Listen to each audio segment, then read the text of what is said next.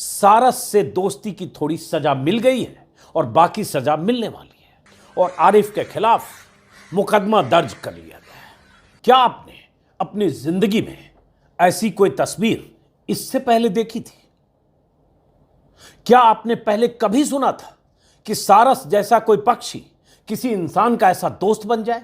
कि आरिफ को सारस से दोस्ती की थोड़ी सजा मिल गई है और बाकी सजा मिलने वाली है। सरकारी तंत्र ने पूरी तैयारी कर रखी है।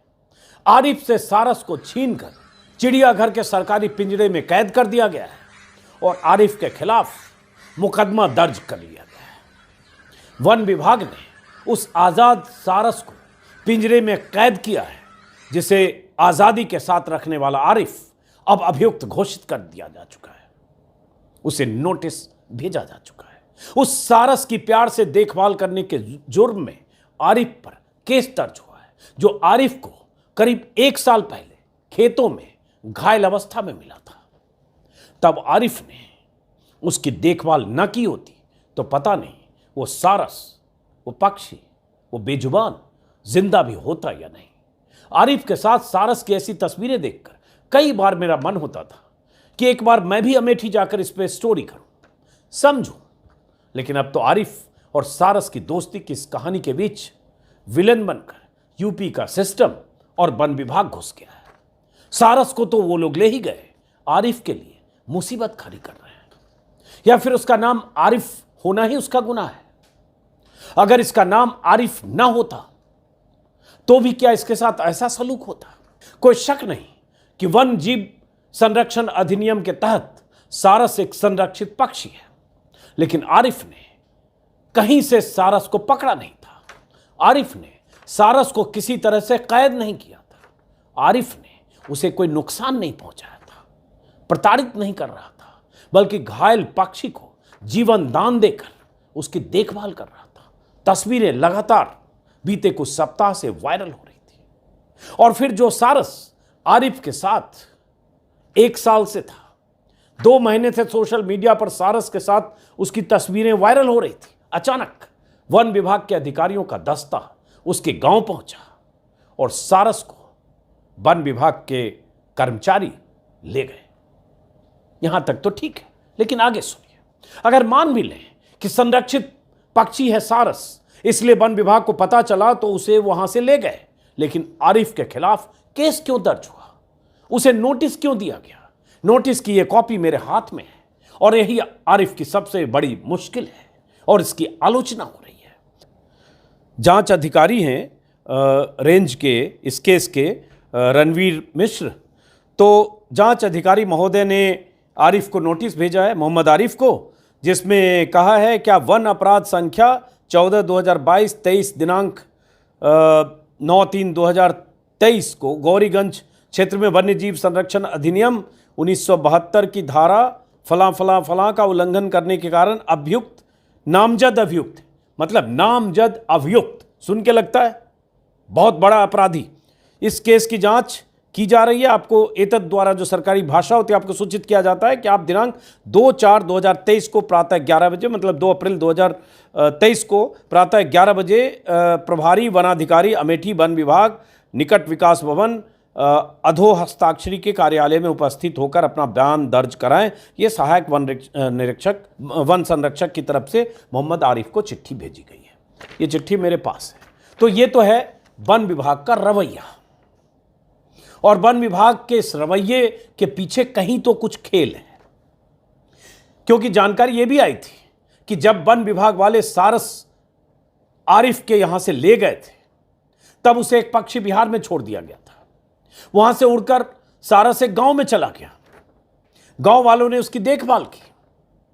वन विभाग वालों को जानकारी मिली तो उसे कानपुर के चिड़ियाघर में ले जाकर इस पिंजरे में बंद कर दिया गया।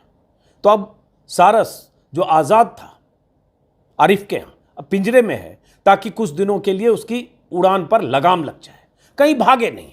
आजाद सारस आज कैदी बनकर कानपुर के चिड़ियाघर में मौजूद है। ये तस्वीरें फिर से वीडियो वायरल है। यूपी के पूर्व सीएम अखिलेश यादव का आरोप है कि चूंकि वो आरिफ और सारस की दोस्ती के बारे में जानकर कुछ सप्ताह पहले उससे मिलने अमेठी चले गए थे, इसलिए सरकार ने कार्रवाई की है। और यह सच भी है कि अखिलेश यादव के अमेठी पहुंचने के बाद आरिफ और सारस की कहानी खूब वायरल हुई थी। सुनिए क्या कह रहे हैं अखिलेश यादव और क्यों कह रहे हैं अखिलेश यादव। हमारे साथ आरिफ खड़े हैं और आरिफ ने एक बहुत अच्छा काम किया कि घायल सारस को समय पर उठाया, उसकी जो सेवा कर सकते थे की, उसका इलाज कराया और उसको जिंदा बचा लिया। उस दौरान सारस उनका मित्र बन गया और उनके साथ एक मित्रता का व्यवहार उन्होंने किया। ये बात जब मैंने सोशल मीडिया पर देखी, अखबारों में पढ़ा और मेरी पार्टी के संगठन के लोगों ने जब बात रखी, तो मेरी इच्छा हुई कि जाकर के मैं आरिफ और सारस से मिलूं जाकर के। मैं जब वहां गया हूं, बीजेपी के बड़े बड़े नेताओं को पता नहीं कहां से घबराहट आ गई। आरिफ तो वोट दे सकता है मुझे, सारस तो नहीं देगा वोट मुझे। आरिफ से दुश्मनी हो सकती है आपकी, और मैं ये कहूं कि आरिफ से क्यों दुश्मनी है आपकी? वो तो 1 साल से सेवा कर रहा था। आखिरकार झगड़ा तो हमसे है ना, समाजवादियों से आपका। मैं सारस से मिलने क्यों चला गया? मैंने सारस के साथ तस्वीर अपनी क्यों खिंचवा ली? और अगर मुख्यमंत्री जी की तस्वीर किसी जानवर के साथ, किसी के अपने प्रिय के साथ इतनी लोकप्रिय नहीं होती है, तो उसकी तकलीफ उन्हें क्यों है इस बात की? उन्हें परेशानी क्यों है इस बात की? भाई, वो आप अपने भी प्रिय को कभी बिस्किट खिलाते हैं, हम बहुत सारे लोगों को जानते हैं वो दाना खिलाते हैं। अखिलेश यादव के आरोप में दम तो है, नहीं तो कोई वजह नहीं है कि पहले तो आरिफ के यहां से सारस को ले जाने के लिए लाओ लश्कर के साथ वन विभाग के अधिकारी पहुंच गए। उस वक्त की भी तस्वीरें हैं। फिर उसके खिलाफ मामला दर्ज कर लिया गया और ऐसा नोटिस भेज दिया गया। किसी को भी लग सकता है कि सारस को अगर वन विभाग वाले कानून के तहत पकड़ कर ले गए क्योंकि संरक्षित पक्षी है, तो इतना हाय तौबा क्यों? लेकिन सवाल यह है कि आरिफ के खिलाफ वन अधिनियम के उल्लंघन का मामला दर्ज क्यों किया गया?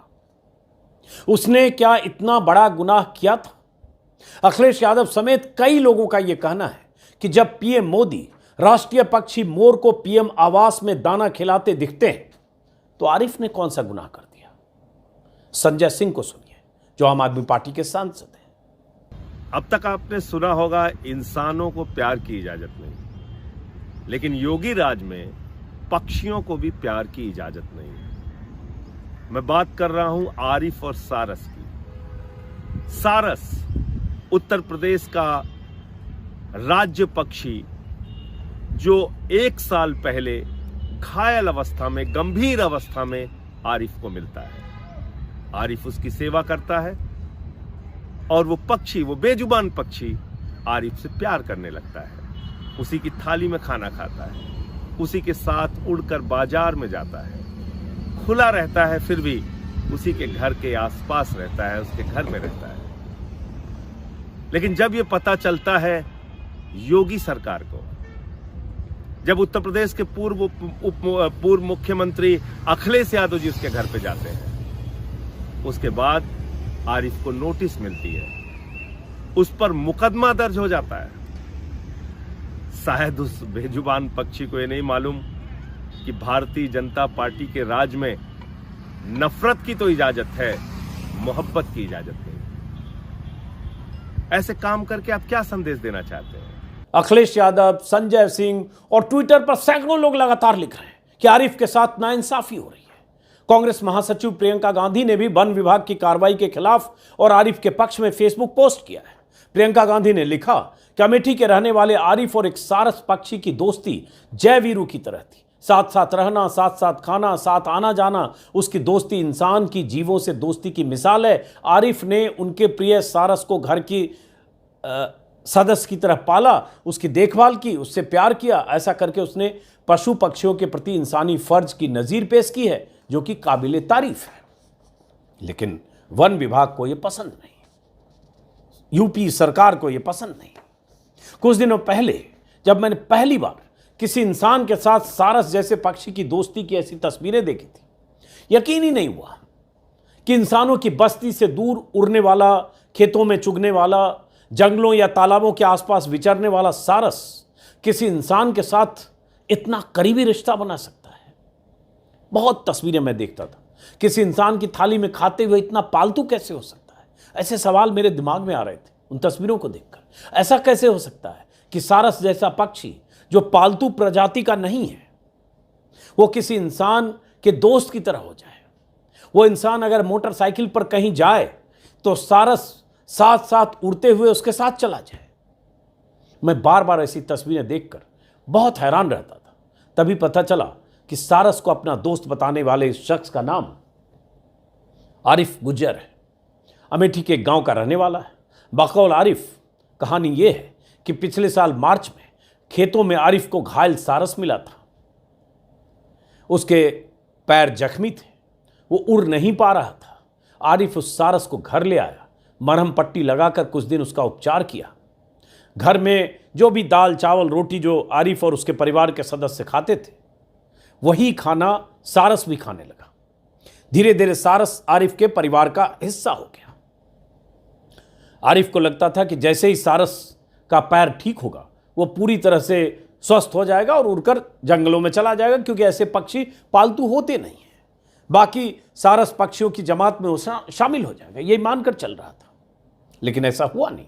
दिन में अगर कुछ घंटे, 2, 4, 6 घंटे के लिए सारस जंगलों की तरफ या कहीं दूर खेतों की तरफ या पक्षियों के बीच चला भी जाता था, तो शाम होते होते आरिफ के घर को ही अपना घर समझकर वापस आ जाता था। या उसे भूख लगती थी तो खाने के वक्त आ जाता था।